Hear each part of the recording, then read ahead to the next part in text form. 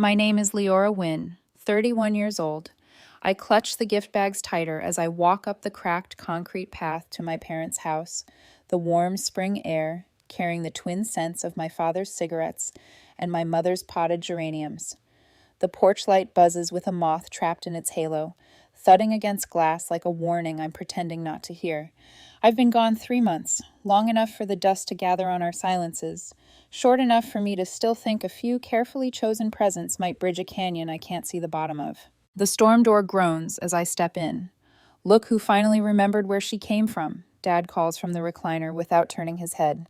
The TV throws blue light across his cheekbones, deepening the trenches time has cut there. His gaze drops to my pressed slacks, then snags on the hotel name badge I forgot to remove. The fancy hotel manager graces us with her presence. "Hi, Dad." I force a smile so small it could slip between his words. From the kitchen, Jack saunters out with a beer, label half peeled under his thumb. "Nice outfit," he snickers. "That polyester must really impress the rich folks who tip you to smile on command." Paper handles bite into my palm. I set the bags on the coffee table, carefully shifting them away from old water rings shaped vaguely like handprints, ghost marks from nights something was accidentally spilled on papers I needed. Mom appears in the doorway, wiping her hands on a dishcloth already damp. Her eyes slide over me, then away, as if eye contact might set off an alarm. "Dad," I say, lifting the first box, "this is a new insulated work coat for your night shifts. Reviews said it's warm even in freezing temps." His calloused fingers work the tape. There's a flicker of appreciation that I want to hold on to, that I always want to hold on to, but the moment snaps shut like a trap. He clears his throat. "Hotel money, making you feel big enough to buy all this? That why you never call anymore? Too busy counting your dollars?" Heat rises under my collar. "Actually," I say, trying to lace the moment with gentleness, "I have good news." My hand skims the laptop bag at my hip, the smooth metal edge a talisman, my future translated into circuits and slides. I was promoted to senior manager last week. Silence lands heavy, the same silence that fell the day I said college. I can hear ceramic shatter again, the plate he threw then. In that memory, Aunt Clara pressed a check into my palm and whispered, "Education is never wasted." In this room, waste is the only word my achievements seem to conjure. I thought maybe if you saw what the promotion entails, it would help you understand. I set the silver laptop on the table and ease it open, careful to avoid the wet rings and sticky patches where glasses once sat. The login screen blooms. Jack lets out a small laugh that smells like hops and old resentment. Mom clutches the dishcloth tighter. "I put together the renovation proposal that convinced corporate to invest in our property," I say. "Tomorrow I present to board members and potential investors." Dad's jaw works, a shadow pulsing in the TV glow. "That fancy computer won't help when that hotel fails. Tourist towns dry up. Real workers use their hands, not fancy words." I think of his hands, what they've built, what they've broken. The pattern is muscle memory in this house. My success triggers their hostility. My proximity triggers their need to put me back where they recognize me. Still, a stubborn child inside me reaches for their approval, like a plant bent toward light it never gets. "Just a few minutes," I say, calling up the first slide, the hotel facade caught at sunrise. "This matters to me." "Still trying to prove you're better than us?" Jack says, setting his new watch from my bag on the table with a clack, then letting the silence swallow it. The word better hangs between us, rancid and overused. "I'm having lunch with Aunt Clara tomorrow to celebrate," I say, a small anchor tossed into rough water. Dad's eyes darken at her name. "My sister always encouraged your foolishness, filled your head with ideas about being something you're not." "Aunt Clara believed in me when no one else did," I reply, closing one palm over the trackpad as if shielding a flame from the wind. "She helped me when you refused." "And look where that got you," he mutters. "Working for people who'd fire you tomorrow if it saved them $1. I swallow. I should go soon. Early day. My thumb hovers over the keyboard. Somewhere in our past, a corner of an important envelope is scorched black, a college acceptance letter, rescued half-burned from the lip of the fireplace. I used to tell myself that was an accident too. "Wait," Dad says, rising with a creak like an old door on hinges that no one oiled. He steps forward, his body filling the space between me and the exit, as if his bones remember every time he stood in a doorway I needed. You think you can breeze in here with guilt presents, show us your expensive toy, and run back to those people? I'm not trying to, I start, but the sentence dies as his hands settle on the lid of my laptop. I feel the exact pressure in my own muscles, a phantom sensation as if he's gripping my wrists. Dad, please, I say, carefully, as if words themselves could break. Tomorrow matters. People are counting on me. He smiles without warmth. People count on me too, at the mill. Real work. His fingers tighten until the tendons stand out like ropes. For a second, the room narrows to the ridge of his knuckles and the tiny reflection of the TV flickering in the polished silver. I smell tobacco, lemon cleaner, and the metallic premonition of heat-sheared plastic. Charles, Mom says softly, the dishcloth twisted so tight her knuckles whiten. The sound of his name from her mouth is a prayer and a warning. She doesn't move. She never moves. Jack leans back, beer resting on his knee. Now you'll learn what real work feels like, he says. But the irony is acid. He hasn't been to the mill in months. He looks past me to the screensaver drifting across my laptop like a slow tide. I think about tides and what they return, what they pull away forever. I catalog the room on instinct, the way I do before every high-stakes meeting.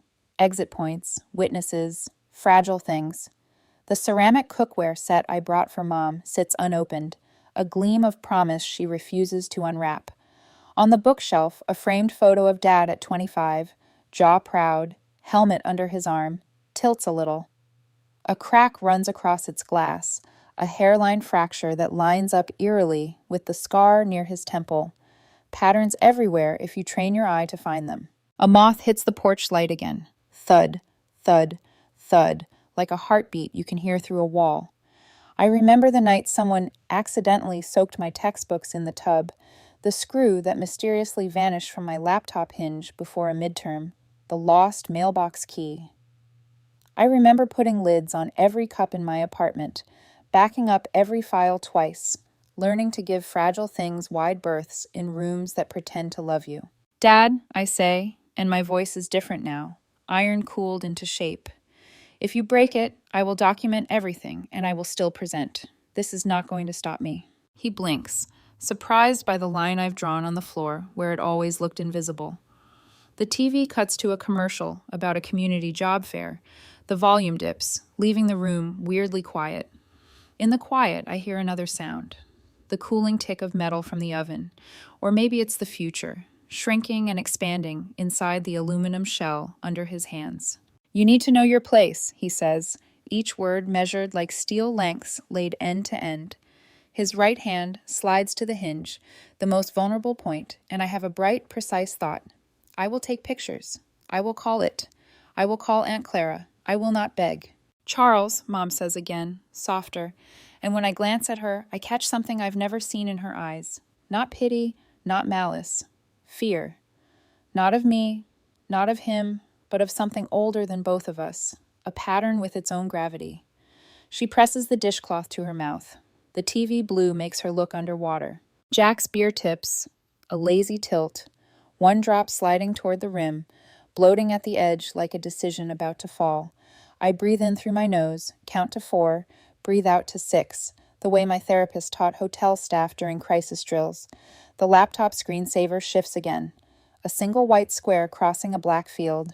For a heartbeat, it looks like a lifeboat on an ocean at night. Liora, Dad says, savoring my name like he owns it.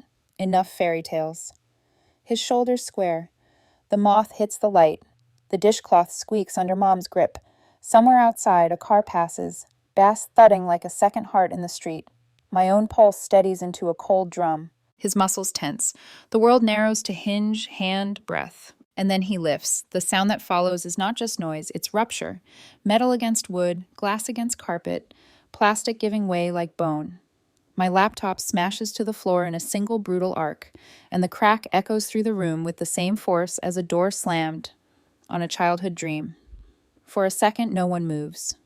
It feels like we're all suspended in the moment, watching the future collapse in slow motion. The silver casing is bent grotesquely, the screen spiderwebbed with fractures. Tiny shards scatter like teeth across the carpet. The smell of heated plastic stings my nostrils.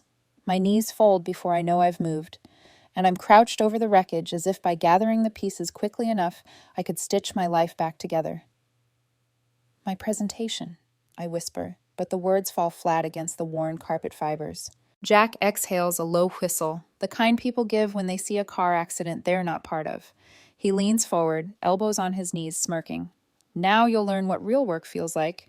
He takes a sip of his beer, savoring the taste of my devastation like it's brewed for him. I don't look at him. I can't. My hands hover above the broken pieces, trembling, not sure if I should pick them up or leave them as evidence.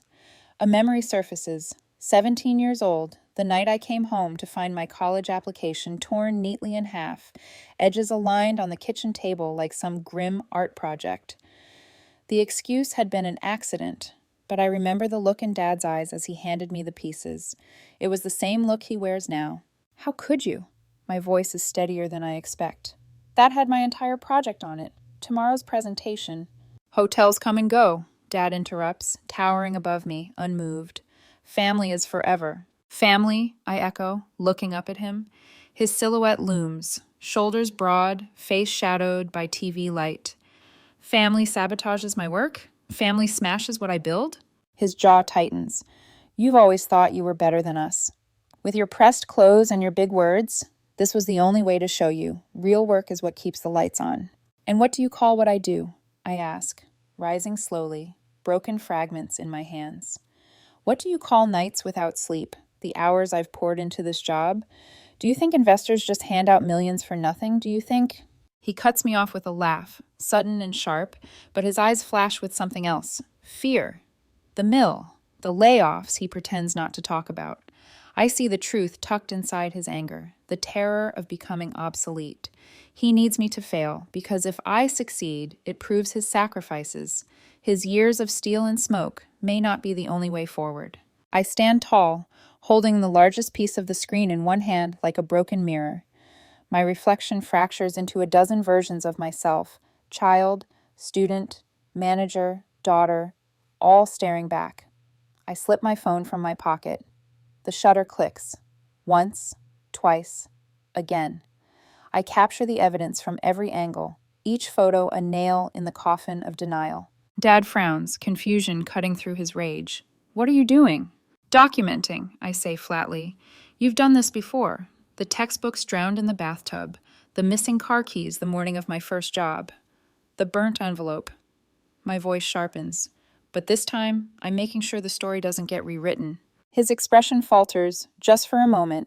Then he tries for his reasonable tone, the one he uses on neighbors and supervisors. Liora, I'm trying to save you from disappointment. That hotel world isn't for people like us. People like us. The phrase slams into me. What do you mean, people like us, I demand? People who work hard? People who fight to get ahead? Or people you've decided don't deserve better? Jack shifts uncomfortably. For the first time, he glances away, beer half forgotten in his hand. Mom speaks at last, voice low, almost trembling. Your father just wants what's best for all of us. I laugh, bitter and broken. Best? He just destroyed the one thing I need to keep my career alive. That's not best. That's sabotage. Her eyes dart to Dad, but she doesn't argue. She clutches the cookware box like a lifeline, knuckles white against the cardboard, gaze fixed on the floor. I collect the bent casing, the cracked screen, the broken hinge. Each piece goes into my laptop bag like an artifact for a trial. My heart pounds, but my hands are steady now. This isn't about a computer, I say quietly, more to myself than them. This is about respect, something I've never been given in this house. Dad exhales heavily, face flushing. Don't be dramatic. It's just a computer. I sling the bag over my shoulder. No, it's my future, and you just tried to smash that too. Jack chuckles, though it sounds forced now. Guess you'll have to see what real life feels like without your shiny toys. I stare at him. Funny, because my shiny toys paid your car insurance last year, and the groceries, and the electricity, and you... I point at Dad. I've been covering bills you never even asked about, but of course you don't remember that part. Silence fills the room like smoke. Mom blinks rapidly, tears trembling but refusing to fall. Dad's mouth opens. then shuts. Jack looks at the floor. For once, none of them has a comeback. I turn to leave. Each step feels like tearing Velcro from my skin, sticky and painful. At the door, I pause. You can break my things, I say, voice low but clear. But you won't break me. I step into the night. The bitter wind slaps my face, sharp and cold, but the air feels cleaner than inside. I take a long breath, steadying myself, then fish my phone from my pocket again. My thumb finds the IT help desk number I'd called once before. Yes, I know you're closed, I say when the voicemail clicks. My voice is calm, deliberate. I just need to confirm if the presentation auto-saved before my laptop was damaged. Call me back first thing, please. I hang up. Street lamps paint the road in pale yellow stripes. My bag is heavy with broken plastic and bent circuits, but the weight steadies me now. Evidence. Proof. Tomorrow may not be lost yet, and even if it is, I refuse to let them define what I build. I start the car, headlights cutting across the familiar street, and point the wheel toward the only place that has ever felt safe. Aunt Clara's porch light glowing like a beacon at the end of the road. Aunt Clara's porch light spills across the driveway, steady and warm, so different from the harsh fluorescence of my parents' house. My car crunches against the gravel, and before I can reach the door, it swings open. She's there, her silver-streaked hair loose around her shoulders, eyes sharpening as they take in the bag clutched to my chest. One look, and she knows. Oh, honey, she murmurs, pulling me into her arms before I can even speak. Her embrace smells of cinnamon and old books. For a moment, the dam inside me almost breaks. But I don't cry. Not yet. I can't. I need clarity before grief. Inside, her kitchen is warm, cluttered with the usual. Stacks of cookbooks, half-finished crossword puzzles, a kettle steaming on the stove. I lower my bag onto the table and unzip it. Broken plastic and metal pieces spill across the floral tablecloth like evidence in a courtroom. The cracked screen gleams faintly in the lamplight. Aunt Clara exhales sharply through her nose, then sits. Tell me everything. So I do. From the moment I stepped onto the porch tonight, to the snide remarks, to the silver laptop raised high and then shattered. She listens without interruption, her hands folded neatly, though I see her knuckles whiten each time I recount one of Dad's words. When I mention the burnt envelope, the drowned textbooks, the mysterious car sabotage, she closes her eyes briefly as if confirming something she has long suspected. When I finish, the kettle whistles. She rises, pours tea into 2 chipped mugs, and places one in front of me. Steam curls upward like a small benediction. Then she disappears into the spare room. I hear drawers open, papers rustle. She returns carrying a bulky, outdated laptop that looks like it belongs in a museum. Its surface is scratched, stickers peeling at the edges. It's not pretty, she says, setting it beside the ruins of mine, but it works. They can break things, but they can't break you. I run my finger along the cracked edge of my destroyed machine. It's not just about a computer. She meets my eyes, her gaze fierce and unwavering. I know. We sip our tea in silence for a while. The clock ticks. The old refrigerator hums. Outside, a dog barks at nothing. Then Aunt Clara leans back, her face shadowed. Your father did the same thing to me once, when I was 18. I had a camera, borrowed from the school, for my photography scholarship portfolio. Week before it was due, he accidentally dropped it, shattered the lens. My stomach knots. You never told me that. Some stories are harder to share, she says simply. Your mother has one too. She wanted nursing school. He tore up her application the night before the deadline. I feel my breath catch. She never said. She wouldn't, Aunt Clara replies. She learned early that silence was safer. I look at the broken fragments spread across the table. Suddenly the pattern sharpens, cruel and undeniable. It wasn't just me. It was all of us. A generational sabotage disguised as family loyalty. Have you noticed, Aunt Clara continues, that these accidents always happen right before your big opportunities? College, promotions, apartments. Each time, something broke or disappeared. The realization lands like a stone. I whisper, how did I not see it before? She reaches into her sweater pocket and pulls out a small leather-bound notebook. Your mother gave me this last Christmas. Said she didn't know what to do with it. I flip it open. Inside are pages of her neat handwriting. Dates, job titles, salaries, milestones. A secret record of my career, kept quietly, hidden from Dad. I trace my finger down the lines. She's been keeping track. I think part of her is proud, Aunt Clara says. She just can't show it. A strange mix of sorrow and clarity settles in me. They can break my possessions, but they can't erase my achievements. They can twist the story, but the truth exists. In files, in records, in me. Let's see what we can salvage, Aunt Clara says briskly, pushing the old laptop toward me. The machine groans to life, its fan whirring loud in the quiet room. The screen glows blue, illuminating both of us. I type in shaky keystrokes, praying. With a breath held too long, I log into the company drive, and then the folders bloom open. It's here, I breathe. Relief floods me, so powerful it almost knocks me sideways. Everything's here. Smart girl, Aunt Clara says, smiling softly. Always prepared. I glance at the broken laptop. I learned my lesson after what happened to my application. I back up everything now. She nods, sipping her tea. Good, because this isn't about one presentation. It's about making sure they never take you down again. I turn to the screen, pulling up my slides. I'm not just going to deliver this presentation, I say, determination, sharpening my voice. I'm going to make it unforgettable. Her hand squeezes my shoulder. That's my girl. We work through the night, rebuilding slides, tweaking visuals, cutting fluff until the deck is leaner, sharper, more powerful than before. The hum of the ancient laptop becomes a rhythm. The clock ticks past midnight, then 1, then 2. My eyes burn, my body aches, but resolve keeps me upright. At 7 a.m., I save the final version. The file glows on the desktop like a promise. I close my eyes for 20 minutes of rest, forehead pressed to folded arms, and dream of broken glass turning into stained glass windows. When I wake, sunlight slices across the table. My heart hammers as I tuck the ancient laptop into my bag. Aunt Clara watches from the doorway, her hand resting on the frame. You'll knock their socks off. I nod, gripping the strap tight. They can break things, but they can't break me. And with that, I step into the day, carrying both the weight of sabotage and the fire of survival. The conference room feels cavernous when I step inside, my borrowed laptop heavy in my bag, like both a burden and a weapon. Sunlight filters through the blinds in stripes, laying bars across the polished table where 6 board members sit scrolling their phones.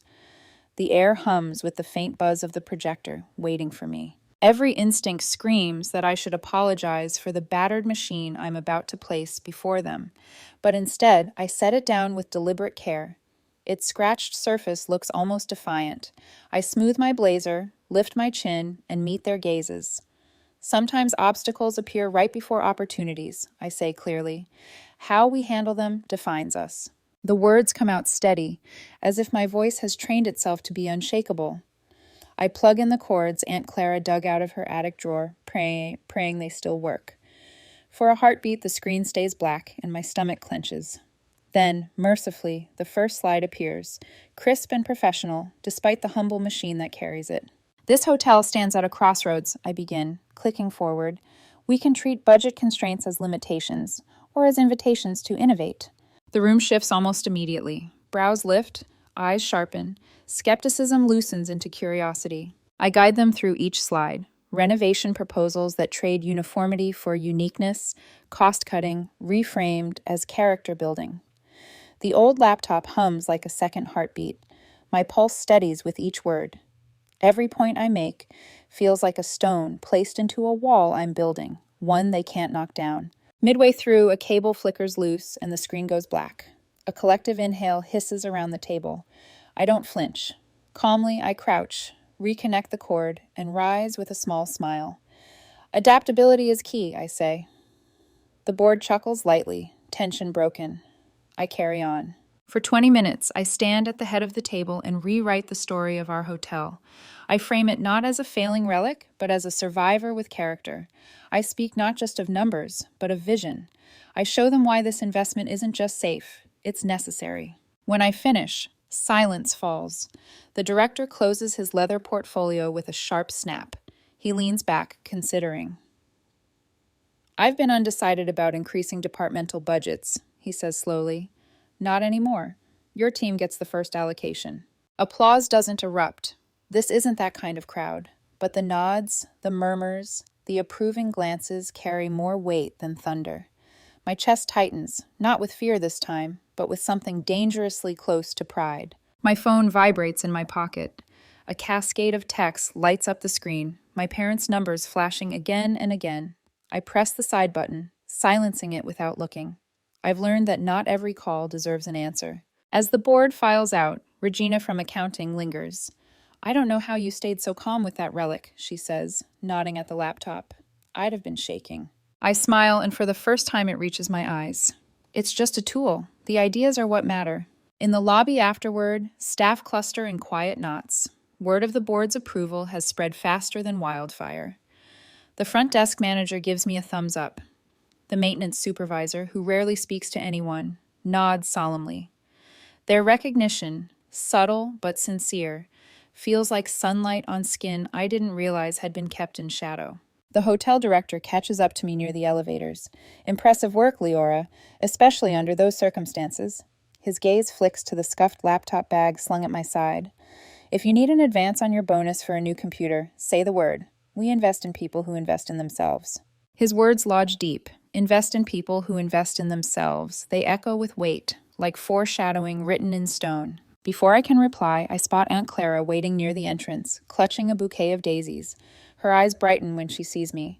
"Knew you'd knock their socks off," she says, wrapping me in a hug that smells of lemon soap and determination. Over her shoulder, I glimpse my colleagues watching, their expressions softened by something that looks like respect. And in that moment, I realize something. I don't need my parents' approval. Here, in this space I've built with sleepless nights and stubborn resolve, I am already seen. But as I leave with Aunt Clara, bouquet in hand, my phone buzzes again, relentless. The screen shows my father's name. The texts pile up. "Where is the money? We need to talk. Your family needs you." I don't open them, not yet. But in the pit of my stomach, I know this victory has lit a fuse. They won't stop here, and the next battle will not be fought quietly. For now, I breathe in sunlight, clutch the daisies, and allow myself a single moment of peace. Tomorrow, the storm will break. The conference room feels cavernous when I step inside, my borrowed laptop heavy in my bag, like both a burden and a weapon. Sunlight filters through the blinds and stripes, laying bars across the polished table where 6 board members sit scrolling their phones. The air hums with the faint buzz of the projector, waiting for me. Every instinct screams that I should apologize for the battered machine I'm about to place before them, but instead I set it down with deliberate care. Its scratched surface looks almost defiant. I smooth my blazer, lift my chin, and meet their gazes. "Sometimes obstacles appear right before opportunities," I say clearly. "How we handle them defines us." The words come out steady, as if my voice has trained itself to be unshakable. I plug in the cords Aunt Clara dug out of her attic drawer, praying they still work. For a heartbeat, the screen stays black and my stomach clenches. Then, mercifully, the first slide appears, crisp and professional, despite the humble machine that carries it. "This hotel stands at a crossroads," I begin, clicking forward. "We can treat budget constraints as limitations, or as invitations to innovate." The room shifts almost immediately. Brows lift, eyes sharpen. Skepticism loosens into curiosity. I guide them through each slide. Renovation proposals that trade uniformity for uniqueness, cost-cutting reframed as character building. The old laptop hums like a second heartbeat. My pulse steadies with each word. Every point I make feels like a stone placed into a wall I'm building, one they can't knock down. Midway through, a cable flickers loose and the screen goes black. A collective inhale hisses around the table. I don't flinch. Calmly, I crouch, reconnect the cord, and rise with a small smile.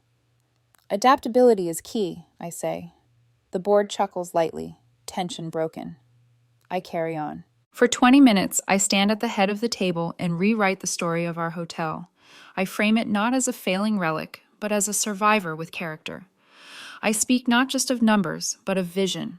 I show them why this investment isn't just safe, it's necessary. When I finish, silence falls. The director closes his leather portfolio with a sharp snap. He leans back, considering. "I've been undecided about increasing departmental budgets," he says slowly. "Not anymore. Your team gets the first allocation." Applause doesn't erupt. This isn't that kind of crowd, but the nods, the murmurs, the approving glances carry more weight than thunder. My chest tightens, not with fear this time, but with something dangerously close to pride. My phone vibrates in my pocket. A cascade of texts lights up the screen, my parents' numbers flashing again and again. I press the side button, silencing it without looking. I've learned that not every call deserves an answer. As the board files out, Regina from accounting lingers. "I don't know how you stayed so calm with that relic," she says, nodding at the laptop. "I'd have been shaking." I smile, and for the first time it reaches my eyes. It's just a tool. The ideas are what matter. In the lobby afterward, staff cluster in quiet knots. Word of the board's approval has spread faster than wildfire. The front desk manager gives me a thumbs up. The maintenance supervisor, who rarely speaks to anyone, nods solemnly. Their recognition, subtle but sincere, feels like sunlight on skin I didn't realize had been kept in shadow. The hotel director catches up to me near the elevators. "Impressive work, Liora, especially under those circumstances." His gaze flicks to the scuffed laptop bag slung at my side. "If you need an advance on your bonus for a new computer, say the word. We invest in people who invest in themselves." His words lodge deep. Invest in people who invest in themselves. They echo with weight, like foreshadowing written in stone. Before I can reply, I spot Aunt Clara waiting near the entrance, clutching a bouquet of daisies. Her eyes brighten when she sees me. "Knew you'd knock their socks off," she says, wrapping me in a hug that smells of lemon soap and determination. Over her shoulder, I glimpse my colleagues watching, their expressions softened by something that looks like respect. And in that moment, I realize something. I don't need my parents' approval. Here, in this space I've built with sleepless nights and stubborn resolve, I am already seen. But as I leave with Aunt Clara, bouquet in hand, my phone buzzes again, relentless. The screen shows my father's name. The texts pile up. "Where is the money? We need to talk. Your family needs you." I don't open them, not yet. But in the pit of my stomach, I know this victory has lit a fuse. They won't stop here, and the next battle will not be fought quietly. For now, I breathe in sunlight, clutch the daisies, and allow myself a single moment of peace. Tomorrow, the storm will break. 3 days after the board meeting, I sit at Aunt Clara's dining room table, surrounded by paper stacks, receipts, and the borrowed laptop that hums like an old radiator. The glow of victory has dimmed, replaced by something sharper: calculation. If I've learned anything, it's that sentiment clouds judgment, and judgment is what I'll need to survive. "This isn't about hurt feelings," I tell Aunt Clara, sipping coffee gone cold. "It's about facts, about protecting myself." The table has become my command center. Spreadsheets detail every payment I've made for my parents: utilities, groceries, Jack's car insurance, even Wi-Fi bills I didn't use. Line after line, dollar after dollar, years of support quietly funneled from my paychecks into their household. I tap my pen against the wood, marking columns with clinical precision. "Which of these ties are worth preserving?" I murmur. "Which need severing?" Clara leans over, glasses perched on her nose. "You've been paying their bills since your first promotion, and they've been tearing you down just as long." I nod, shoulders squaring. "This isn't a family crisis, it's a business restructuring. You assess damage, create a plan, rebuild stronger." I cross-reference bank statements, highlight totals, and create folders labeled household contributions, sabotage evidence, emergency contacts. Each row on the spreadsheet is a nail in the coffin of denial. "You've carried them for years," Clara says gently. "It's time they stand on their own feet." "I'm not cutting them off out of spite," I reply, though my throat tightens. "I'm doing it because they've proven they'll sabotage me to keep me under their control." She sets down her coffee. "Your father did the same to your mother, you know. Tore up her nursing school application. She never told you, but I remember." The words hit like a punch. I jot it down in my notes. Pattern extends beyond me. My pen digs so hard the paper nearly tears. By evening, I've drawn up lists. New apartment applications, credit monitoring services, updated payroll forms to redirect deposits. Every detail matters. If they want to attack, they won't find weak spots anymore. Clara watches me check off another box. "You're treating this like one of your hotel renovation projects." "It's essentially the same thing," I answer, voice clipped. "Assess the damage, fix the structure, build boundaries they can't cross." I pause when my phone buzzes on the table. Caller ID: "Mom." My chest tightens. Against better judgment, I swipe to answer. Liora? Her voice trembles. The power company called. They said you canceled the automatic payments. We'll lose electricity tomorrow. I keep my tone even. Yes, I canceled them. A shaky breath, then sniffles. Why are you doing this to us? Your father's been so upset. He told everyone you've abandoned us. Cousin Vicky called to ask how she could help. I press my palm to my forehead. That's not what happened, Mom. He says you care more about your job than your family, that we sacrificed everything for your education, and now you're turning your back on us. Her voice breaks perfectly, like a performance rehearsed in front of the mirror. The realization cuts deep. They're rewriting the story, not just to themselves, but to the entire family. In their version, I'm the villain, the selfish daughter, the betrayer. I hang up before the pressure in my chest explodes into something sharp. My reflection in the dark laptop screen stares back, eyes hollow but resolute. It's not enough to protect myself, I whisper. I have to protect the truth. I open a blank email. Subject line, what actually happened? Clara returns with a plate of toast, setting it silently beside me. She peers over my shoulder as my fingers fly, documenting every incident. The drowned textbooks, the burned envelope, the smashed laptop, the bills I've paid year after year. Dates, numbers, details, evidence. You've done everything you can to be fair, she says softly, hand resting on my back. But sometimes the hardest part isn't standing up for yourself. It's standing up to the stories others tell about you. I keep typing, heart steady now, words spilling like water through a broken dam. For the first time, the record will exist outside of their control. Night settles heavy around the house. The clock ticks past midnight. My email draft glows on the screen, a manifesto of survival. I don't send it yet. Tomorrow I'll polish it. Tomorrow I'll decide. For now, I shut the lid of the ancient laptop. The screen fades, leaving me in quiet shadows. I breathe in, exhale slow. I'm ready, I tell Clara as she collects the dishes. I've changed my accounts, secured my home, documented everything. I'm ready to face them on my terms, not theirs. She looks at me, pride flickering in her tired eyes. Then that's exactly what you'll do. And for the first time, I believe her. The hotel lobby is polished marble and calm efficiency until the glass doors slide open and I see them. My father first, hat in hand, the good one he saves for funerals and loan offices. My mother in her pale blue church dress, the one that makes her seem smaller, more fragile than she is. Jack follows, uncomfortable in a stiff button-down, eyes darting like he's half a step behind a plan he doesn't fully understand. My stomach drops. Every instinct screams retreat, but I stand frozen between the potted palms flanking the reception area. Dad's voice booms, carrying across the lobby. There she is, our hotel manager daughter. The words sound wrong, proud instead of mocking, and the falseness makes my skin crawl. Guests glance over. Marcus at the front desk raises an eyebrow. A couple near the brochure stand, leans in to eavesdrop. My professional world, my sanctuary, is suddenly a stage, and my family has written themselves into the script. Liora, honey. Mom steps forward, arms outstretched, voice pitched to Carrie.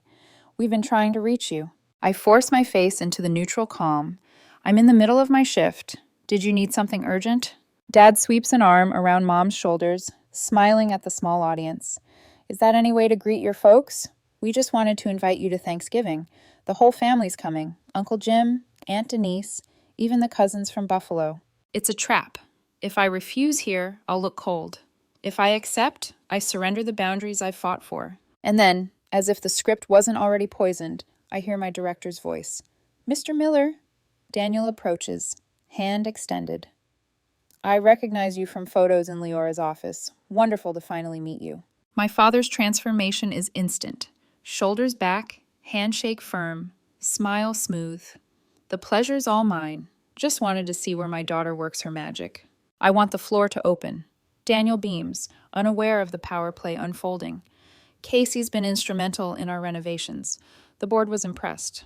That's our girl, Mom chimes, voice trembling, eyes glistening with perfectly timed tears. Always the smart one. Jack steps up, completing the tableau. We're really proud of her, he adds, tone so sincere a stranger might believe it. Daniel turns to me. You never mentioned your family would be visiting today. Before I can respond, Dad lowers his voice just enough for dramatic gravity. The steel mill's closing. 200 families out of work. We need Liora now more than ever. Mom dabs her eyes with a tissue, voice breaking on cue. The medical bills are piling up, and with the utilities, she lets the sentence dangle like bait. The lobby air thickens. Guests glance over with pity. Marcus shifts behind the desk. My colleague's eyes prick my back. The narrative is shifting in real time. The devoted daughter abandoning her struggling family. I take a steadying breath. Why don't we continue this somewhere more private, I suggest. My office is unavailable, under renovation, but the small conference room off the lobby will do. Relief flickers across Daniel's face. My father hesitates. He prefers the theater of a public scene, but Mom touches his arm. He nods, reluctantly. As we cross the lobby, I catch Jack leaning toward Dad, whispering. The choreography is too smooth to be spontaneous. My skin crawls. Then, salvation in the form of timing. Liora! Aunt Clara's voice rings out.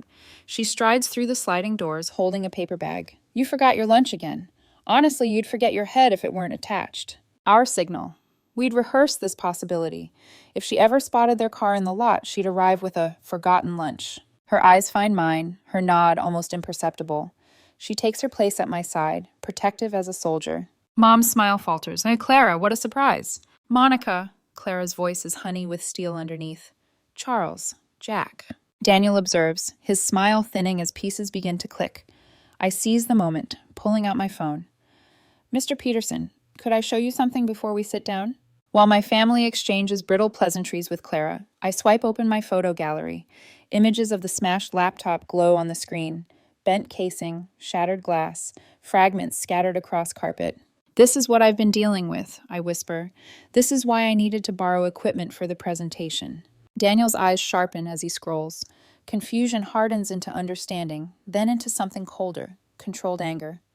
He looks up at my father, his jaw set. I see, he says simply, but the weight of his tone changes everything. We reach the conference room. The door swings open. Inside, the table waits like a courtroom bench. My family files in, Clara slipping into position beside me. Daniel follows, no longer an unwitting pawn, but a witness. I pause at the doorway, my pulse steady despite the storm raging in my chest. Everything since the night my laptop shattered has been leading here. I square my shoulders, step through the threshold, and close the door behind us. There is no going back now. The conference room feels colder than the lobby, as if the air itself knows what's about to unfold. The blinds are half drawn, slats of sunlight striping across the long oak table where my family has already taken their seats.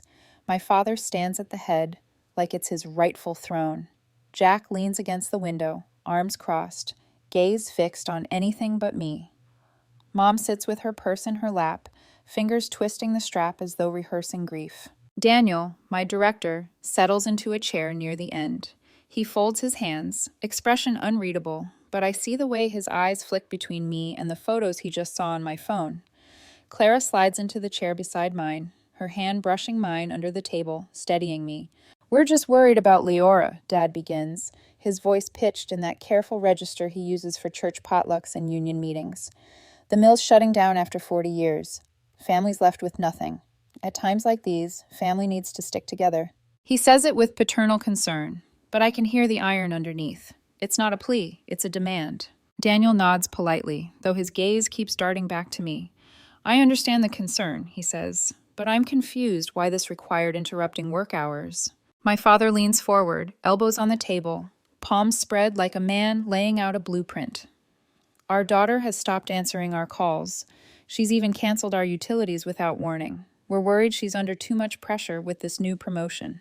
The words are rehearsed, smooth, a performance honed over decades of controlling the narrative.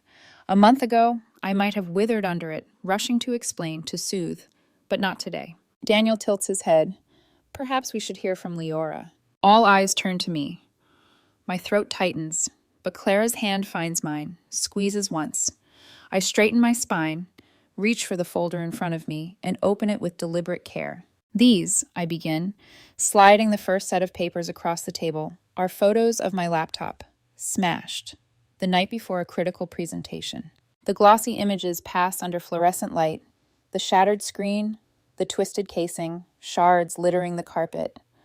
My father's jaw clenches, but he says nothing. It wasn't the first time, I continue, voice steady, louder now. When I got my college acceptance letter, my textbooks disappeared. When I earned my first management role, my car mysteriously broke down the morning of my first day. Always, always, right before an opportunity. Jack shifts uncomfortably by the window. Mom stares at her hands, knuckles white against the purse strap. You're exaggerating, Dad snaps, heat rising. I'm not finished. My voice cuts through his, firm, practiced. For the past 8 years, I've been paying the utilities at their house. I've provided groceries, insurance, support, while at the same time, I tap the photos of the wreckage. This is what I've received in return. Daniel leans forward, eyebrows lifting as I slide the next document. Spreadsheets cataloging every payment I've made, line by meticulous line. This is substantial, he murmurs. Clara clears her throat softly. Charles, she says, voice steady but edged. You did the same thing to me. Broke my camera before my photography scholarship. And to Monica when she wanted nursing school. Now to Liora. Dad's jaw tightens, color rising in his cheeks. That's family business. Yes, I say, voice cold, and I'm making sure it stays exactly there, in the family, by documenting everything, so no one can rewrite what happened. Silence swells.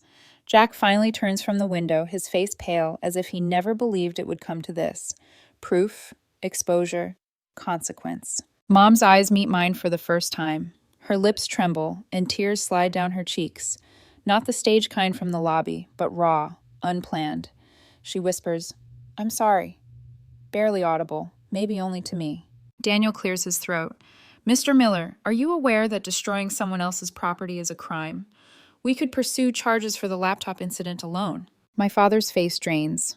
He opens his mouth, searching for footing. That's not necessary. Liora misunderstood. No, I cut in, calm and clear. I understood perfectly. You've spent years making sure I failed so you wouldn't have to face your own fears about the world changing. You needed me to fail alongside you, so you wouldn't feel left behind. That isn't love. That's control. Daniel straightens, his decision evident in the steel of his posture. This behavior is unacceptable. Any further interference here will result in removal by security. The mask slips. My father's face hardens, fury burning through the thin veneer of reason. His fists clench on the table. For one terrifying second, I think he might flip it. But then he exhales sharply, nostrils flaring, and forces himself still. Jack stares at the carpet, shoulders tense. For the first time, he looks less like an accomplice and more like a child who's seen the ground shift beneath him. My mother swallows hard, tears dripping onto her lap. We need you, Liora, she whispers, voice cracking. The mill is gone. We can't. I know, I say quietly. But needing me doesn't give you the right to destroy what I've built.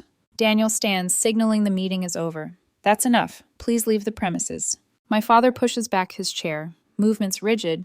Jack follows reluctantly. My mother lingers, eyes on me, as though she wants to say more, but can't. Finally, she rises too. As they head for the door, I find my voice one last time. I'll always be your daughter, but I will not be your victim. When you're ready to respect me, we can talk. Not before. The door closes behind them with a dull click. Clara squeezes my hand. Her eyes glisten. You stood up in a way I never could. Daniel gathers the documents, face stern but respectful. Those who tear others down reveal more about themselves than their targets, he says. Your work here shows me exactly who you are, Liora. This just confirms it. The weight in the room shifts. Lighter. Freer. For the first time since childhood, I feel the gravity in this family dynamic tilt. Not in their favor, in mine. Clara leans close. Are you okay? I take a breath, feel the echo of my heartbeat settle into something calm, certain. The bridge behind me may be burning, I say softly, but ahead, there's freedom without guilt. For the first time in years, I think I will be. 3 weeks have passed since the conference room confrontation, yet some mornings I still wake expecting to find myself back in that old house, suffocating under ceilings that sag with unspoken rules. But I'm not there anymore. The air in my new apartment is quiet, untouched, mine.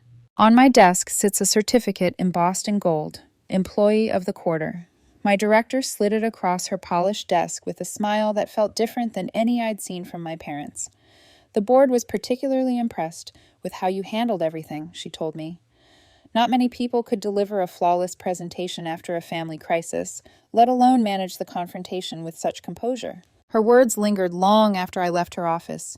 Before, I would have deflected, minimized, pretended it wasn't a big deal. Now I let the recognition land. I let it root. At Aunt Clara's, we've begun a ritual. Every Tuesday evening, we sit on her porch with sweating glasses of lemonade, rocking in creaky chairs while the sun sinks behind her azaleas. It's the kind of ordinary peace I used to envy in other families. Last week, I told her I'd scheduled my first therapy session, thanks to her gentle nudging. She smiled, pride glowing in the lines around her eyes. Good, she said. Some wounds need more than time. I've changed more than my address. I updated my emergency contacts at work, put Clara's name at the top, redirected my payroll, closed the accounts my parents had access to. Even small details, like privacy settings and forwarding addresses, feel like reclaiming pieces of myself. One evening, I unpacked the last box in my new apartment. Inside were photos, elementary school portraits, family Christmas snapshots, a few candid shots of me and Jack when we were still children who thought the world was wide open. I stared at them for a long time. Then I put most away in a drawer. Some memories can't be destroyed, but they don't need to be displayed either. I thought peace would mean silence, but peace is something else. It's walking into the hotel lobby and not bracing for sabotage. It's hearing my phone buzz and not feeling dread. It's choosing what stories I tell instead of letting them be written for me. And yet, peace is fragile. Because yesterday, after months of absence, my phone lit up with a number I hadn't seen in nearly a year. Jack. His message was simple. Can we meet? For a long moment, I stared at the words, remembering his smirk as my laptop shattered, his silence when I pleaded for help, his voice joining Dad's chorus. But then I remembered something else, the way his eyes shifted in the conference room when the truth was laid out, like a boy realizing the ground beneath him was cracked. I typed back, coffee shop on Elm, tomorrow, 4 o'clock. When I arrive, he's already there. He looks thinner, shadows etched deeper under his eyes. His fingers tap against a paper cup he hasn't sipped from. When he sees me, he straightens, uncertain, vulnerable in a way I've never seen. Thanks for coming, he says. His voice lacks its usual bravado. I sit across from him, the table between us like a border wall. What's going on, Jack? He stares into his coffee. Dad's sick, his lungs, all those years at the mill. The doctor says it's bad. His voice trails off. I wait, giving him space. The old me would have rushed in, tried to fix everything, offered money, time, pieces of myself. But I've learned. Silence is sometimes the stronger choice. I'm sorry to hear that, I say finally, and I mean it. Compassion and boundaries are not enemies. He looks up, surprise flickering in his eyes. That's it? No lecture? No, I told you so? Would that help anyone, I ask? He huffs a small laugh, almost embarrassed. No, probably not. For a moment, the clatter of dishes and hiss of espresso machines fill the silence between us. Then he blurts, I started working at Uncle Mike's garage. Taking night classes, too. Mechanical engineering. My eyebrows lift. That's good, Jack. Really good. His fingers twist the paper sleeve on his cup. I wanted archaeology when we were kids, remember? I never told anyone. Dad would have exploded. But you chased your goals anyway. I hated you for it. I admired you for it, too. His voice cracks, low and uneven. Should have said that instead of everything else. We talk for nearly an hour, not about reconciliation with our parents. Those bridges are ash. But about him, about small beginnings, about how choices can still be made, even after years of letting others decide for you. As we stand to leave, he lingers. Maybe we could talk again, sometime. On my terms, I remind him gently. He nods, understood. We part ways on the sidewalk. For the first time, his shoulders look straighter, like the weight he carried was finally his own, not inherited. As I watch him go, my phone buzzes again. A voicemail this time. My mother's voice, trembling. Liora, call me back, please. It's important. I don't press play again. Not yet. The past will always try to call. But this time, the choice of whether to answer is mine. And for once, that's enough. The voicemail sits on my phone like a stone in my pocket, heavy and insistent. I let it play once, her voice spilling through the speaker in quivers I can't decide are genuine or rehearsed. Liora, call me back, please. It's important. The sound of her breath catches, followed by a faint clatter, something metallic, like a pin or charm, brushing the phone. For a moment, I wonder if it's deliberate, another layer of performance. Then I recognize it. Mom's nursing pin, the one she kept hidden in a velvet box, the dream Dad tore in half before it ever bloomed. I sit on the edge of my bed, phone clutched in my hand. My apartment is quiet except for the hum of the fridge, the tick of the wall clock, a sanctuary. And yet here I am, heart pounding, letting the past creep through the cracks. I could delete it, pretend I never heard. But avoidance has never stopped a story from spreading. It just gives someone else the power to tell it. So I open my laptop and begin to write. Not to Mom, not to Dad, to everyone else. What actually happened. The subject line mirrors the draft I started weeks ago. I lay out the truth in measured strokes. The sabotage, the financial support, the smashed laptop, the years of patterns no one wanted to name. Dates, receipts, photos. Each sentence, an anchor in the sea of lies. Clara reads over my shoulder, her presence solid as ever. You're not lashing out, she says. You're recording history. That's different. I don't want pity, I murmur. You won't get pity, she replies. You'll get clarity. For them, for you. I save the letter, not yet sent, but alive, ready. The next morning, the hotel buzzes with preparations for a regional meeting. My team moves like clockwork, arranging chairs, checking catering. Sunlight streams through floor-to-ceiling windows, catching on polished silverware. I stand at the center, clipboard in hand, giving direction with a voice that carries without shaking. This is my world now, organized, respected, mine. Still, the voicemail echoes in the back of my mind.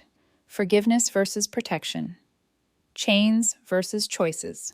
That evening, Clara meets me on her porch. We sip lemonade in companionable silence until she asks the question hanging in the air. Will you call her back? I watch the sun dip low, painting the horizon gold. I don't know, I admit. Part of me wants to. Part of me knows it could pull me right back under. Clara nods. Then you wait. You decide when, not them. Days pass. The voicemail remains. I replay it twice more, listening not to her words, but to the spaces between. The tremor in her voice isn't staged, it's fear. Fear of losing me. Fear of being left behind in a story where I finally walk forward without her. On the day of the regional meeting, I stand at the front of the hotel ballroom. Lights rising, my team poised behind me. The room is full, faces expectant. Clara slips quietly into the back row, her presence a shield. I breathe in, steady and sure. Family, I begin, isn't just where we come from. It's what we build. It's who we choose. It's the ones who stand beside us when the rest try to break us. The words hang in the air, heavier than any slide on the screen. My truth, spoken aloud, no longer caged. Later, as the applause fades and my team disperses, I glance at my phone one last time. The voicemail notification still glows. My thumb hovers. Not today, not yet. Because the power isn't in whether I answer. It's in knowing that now, for the first time in my life, the choice belongs to me. And that changes everything. My name is Liora Wynn, 31 years old. 8 months have passed since the night my laptop shattered on my parents' carpet, and yet the sound of it still echoes sometimes in dreams. Only now, when I wake, there's no panic. Just a quiet recognition that what once broke me became the fault line where I rebuilt. The hotel's largest ballroom glows with morning light. My team arranges chairs in neat arcs, setting out welcome packets for tomorrow's regional meeting. I walk among them, clipboard in hand, but my voice carries with an ease I once only faked. Maria, confirm catering includes the vegetarian options. Andre, double-check the AV equipment. We can't risk a glitch. Already handled, Miss Wynn, Maria answers with a smile. Packets are lined up too. I nod. The rhythm feels natural now. Leadership no longer tastes like fear. It tastes like clarity. After work, I drive to the community center where I volunteer weekends. Teaching financial literacy began as a way to fill empty evenings, but it's become something more. Standing in front of young faces hungry to understand how to protect themselves from the traps I fell into, I see pieces of myself in all of them. One girl lingers after class. What if your family doesn't want you to leave? She asks softly. I kneel so we're eye to eye. Then you build anyway, I tell her. And one day, maybe they'll see. But even if they don't, you'll stand taller for having chosen yourself. Her eyes shine and she nods. Later that night, I pull into the driveway of my house. Not an apartment, not a borrowed room, mine. The mortgage statement feels like freedom each month, a contract written in my own name. 3 blocks away, Clara's porch light glows. Family, chosen, and true. Inside, I make tea and sit at the small desk tucked against my living room wall. I open my gratitude journal, 3 pages a day. Tonight I write, 1. The girl at the center. 2. Clara's porch light. 3. Breathing without fear. My phone buzzes, a number I know too well, one I've ignored for months. Jack. I stare at it for a long moment, then swipe. His voice is hesitant. Liora, it's me. Can we meet? We choose a coffee shop on Elm, neutral ground. When I arrive, he's already there, hands fidgeting around a paper cup. He looks older, leaner, as if carrying weight he can't quite set down. Thanks for coming, he says. His tone isn't mocking this time. It's tentative, almost ashamed. What's going on? I ask, sitting opposite. He hesitates, then blurts it out. Dad's sick, his lungs. All those years at the mill, it finally caught up. His eyes dart away, ashamed of the confession, ashamed of needing me. I let the silence stretch. I'm sorry to hear that, I say softly, and I mean it. Compassion without surrender. Jack nods, as if relieved I didn't lash back. I've started working at Uncle Mike's garage, taking night classes too, mechanical engineering. He swallows hard. I was jealous of you, you know. Hated how you kept pushing forward. But I admired it too. Should have said that instead of... He trails off, gesturing vaguely toward the years of cruelty. Something in his face, stripped of smugness, of defense, makes my chest ache. We talk for an hour. Not about reconciliation with our parents. That bridge is gone. But about his tentative steps forward, his first taste of building something on his own terms. As we leave, he lingers. Maybe we could talk again, sometime. On my terms, I remind him. Understood. He nods. And for the first time, I see him not as the brother who smirked while my laptop lay shattered, but as a man trying, however clumsily, to change. On the sidewalk, my phone buzzes again, a voicemail notification. My mother's voice, faint through the speaker. Liora, please, call me back. It's important. I stand in the fading light, coffee cup warm in my hand, heart thudding. The past knocking once more. But this time, the decision is mine, and mine alone. He voicemail waits like a shadow I carry in my pocket. I play it once, twice, each time hearing the same trembling plea. Liora, please, call me back. It's important. What catches me isn't the words. It's the faint sound in the background, something metallic brushing the phone before she hangs up. The nursing pin, the one she kept hidden after Dad tore up her application. She's carrying the ghost of her own ruined dream, and whether she knows it or not, she pressed it against her voice when she called me. I sit at my desk, tea cooling beside me, the glow of my gratitude journal still open on the page. Clara is in the kitchen, humming softly while she puts dishes away. My sanctuary is intact, yet my pulse thrums like a doorbell that won't stop ringing. I draft another letter. This one isn't for the board or extended family or even Clara. It's for Mom. I don't write her excuses or apologies. I don't write accusations either, just truth. The patterns, the sabotage, the silence she chose instead of standing beside me. And at the end, I write a single sentence. If you ever want to meet me without rewriting history, I'll listen. I save it, but I don't send it. Not yet. The next morning, the regional meeting hums with energy. Rows of suits fill the ballroom, laptops open, pens poised. I stand at the front with my team, slides projected large and bright behind me. Clara slips into the back row again, her quiet presence a shield. Family isn't always blood, I tell the room as we close. Sometimes it's the ones who believe in you enough to build with you. Applause swells, genuine and warm. My director meets my eyes from the side of the stage, nodding once. Respect, earned not by accident, but by fire. Afterward, in the hotel corridor, I lean against the cool wall, breath finally releasing. Clara joins me, her arm brushing mine. You carried yourself like a leader today, she says. I felt it, I admit, not like pretending, like it was mine. That night, at home, I pour myself a glass of water and sit in silence. My phone glows on the counter. Mom's voicemail still marked unheard, even though I've memorized it. Jack's words from the cafe echo too. Admiration twisted into resentment. Now untangled, fragile as a sapling pushing through concrete. I realize something. Forgiveness isn't a door I owe anyone. It's a door I can build, lock, or leave ajar, depending on what keeps me safe. I look around my apartment. My furniture is sparse but chosen. My bills are mine alone. My career stands stronger than it did before the smash. Clara's porch light glows across the street. The story that once defined me is no longer theirs to tell. I pick up my phone, thumb hovering over Mom's voicemail. Then I set it back down. Not tonight. Maybe not ever. The choice isn't urgent anymore because for the first time in my life, the power of when or if I answer belongs to me. And that changes everything.